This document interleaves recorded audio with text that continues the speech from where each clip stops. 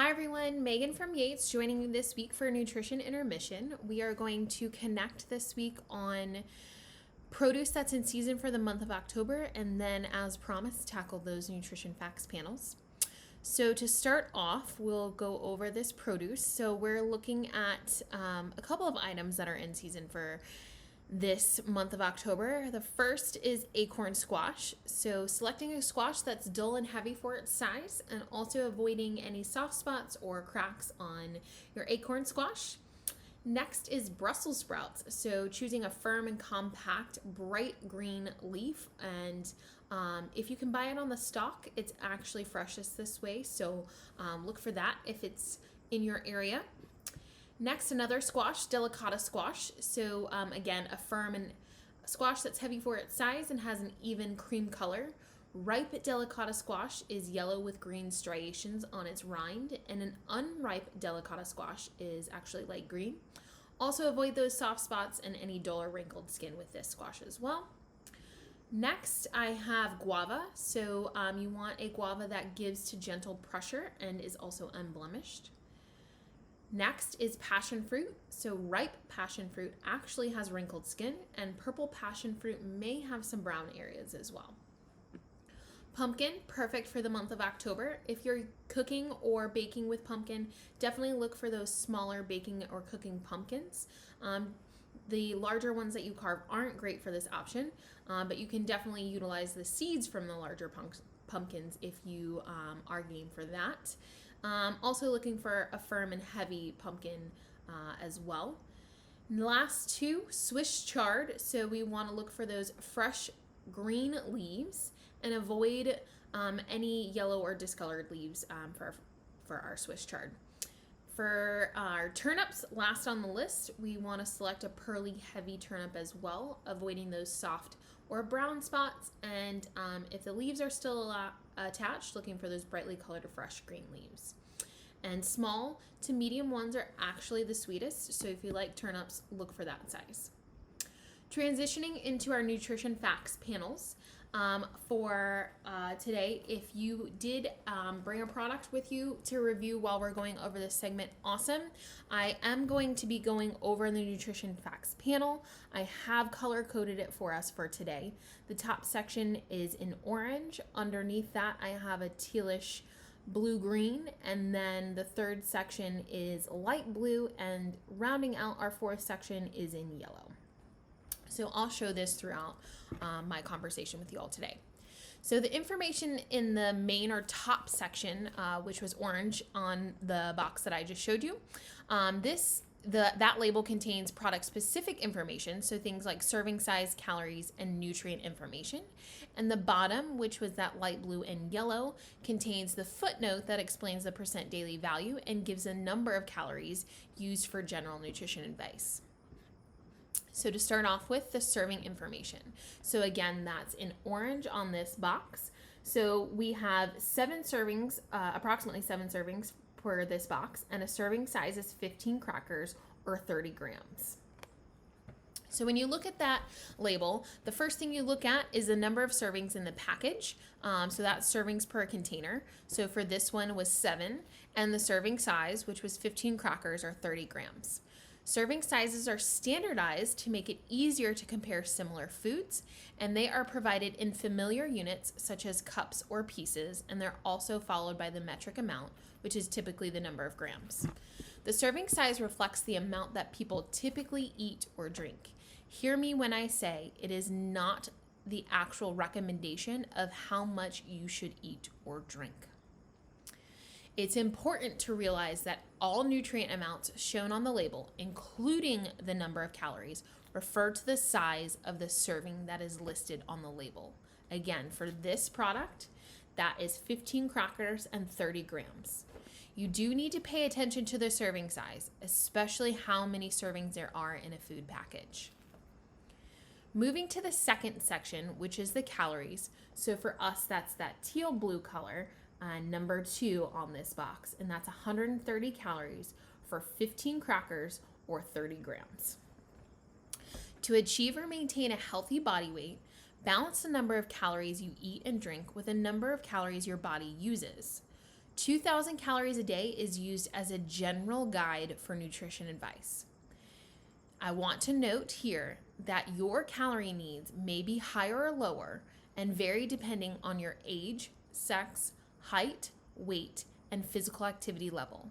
Remember, the number of servings you consume determines the number of calories you actually eat. So if you eat more than 15 crackers, that would be more than 130 calories. Eating too many calories per day is linked to overweight and obesity. The next section we're touching on is the nutrients.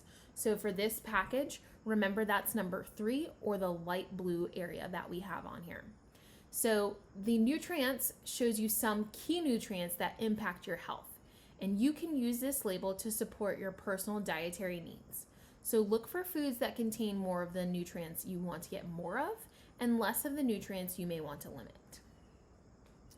So some of those nutrients you want to get less of, those are saturated fat, sodium, and added sugars. These are nutrients listed on the label that may be associated with adverse health effects. And as Americans, we tend to generally consume much more of these than is recommended for these nutrients on a daily limit.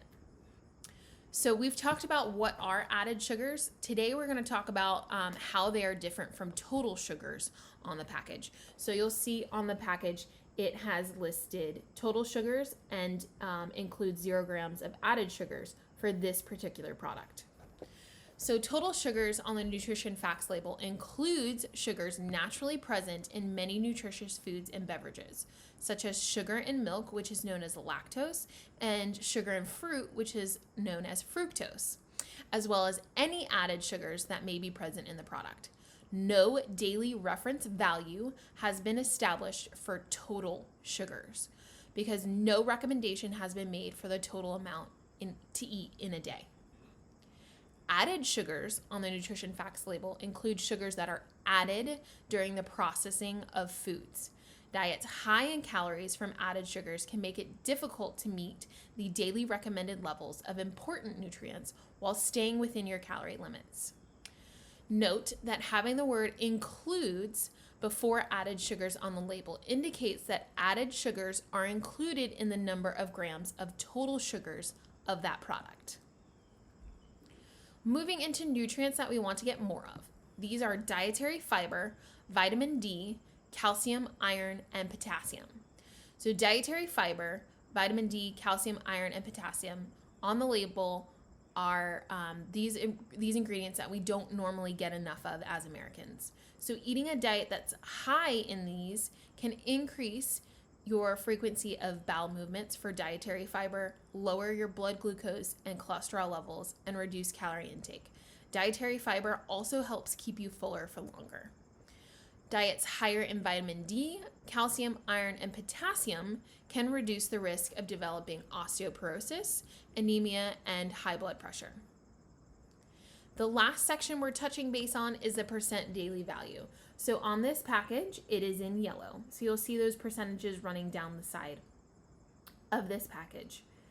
So the percent daily value is the percentage of the daily value for each nutrient in a serving of food.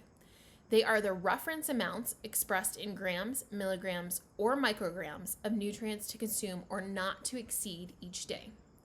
The percent daily value shows how much a nutrient in a serving of food contributes to the total daily diet. You don't have to know how to calculate percentages to use the percent daily value. The label helps you interpret the nutrient numbers, again in grams, milligrams, or micrograms, by putting them all on the same scale for the day, so 0 to 100% daily value. The percent daily value column, you will note, does not add up vertically to 100. Instead, the percent daily value is the percentage of the daily value for each nutrient in a serving of the food. It can tell you if a serving of food is high or low in a nutrient and whether a serving of the food contributes a lot or a little to your daily diet for each nutrient. The general guide for percent daily value. So this helps you again determine if a serving of food is high or low in a nutrient. 5% daily value or less of a nutrient per serving is considered low. 20% daily value or more of a nutrient per serving is considered high. More often, you want to choose foods that are higher in percent daily value for dietary fiber, vitamin D, calcium, iron, and potassium. We encourage you to choose foods that are lower in percent daily value for saturated fat, sodium, and added sugars. A couple of nutrition facts label variations I want to touch base on. There is a dual column label. These are found on products that are larger than a single serving but could potentially be consumed in one sitting or multiple sittings. Manufacturers will provide the dual column label to indicate the amount of calories and nutrients of both per serving and per package or per unit basis. This helps the consumer easily identify how many calories and nutrients they are getting if they eat or drink the entire package or unit at one time. Typically, you will see this on the grab and go packages of food and beverages that you might grab. The second variation is a single ingredient sugar label. So packages of products such as pure honey, pure maple syrup, and packages of pure sugar are not required to include a declaration of the number of grams of added sugars in a serving of the product, but must still include a declaration of the percent daily value for added sugars.